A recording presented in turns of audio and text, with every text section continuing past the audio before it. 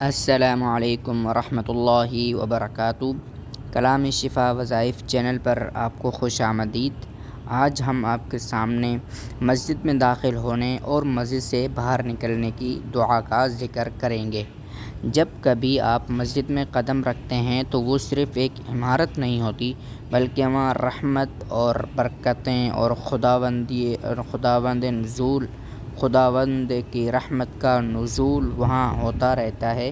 آپ ایسی جگہ پر قدم رکھتے ہیں، اور اگر آپ قدم رکھتے ہی سنتوں پر عمل کرنا شروع کریں گے تو آپ کو احساس نہیں ہوگا کہ آپ کتنی نیکیاں سمیٹ چکے ہیں۔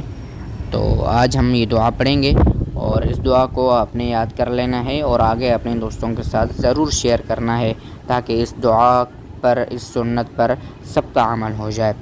جب کبھی آپ مسجد میں داخل ہوں تو اللہم افتح لی ابواب رحمتک پڑھتے ہوئے سیدھا پاؤں اندر رکھ کر آپ داخل ہوں، اور اسی طرح جب آپ مسجد سے باہر نکلیں اللہم انی اسألک من فضلک کہتے ہوئے الٹا پاؤں پہلے مسجد سے آپ نے باہر نکالنا ہے۔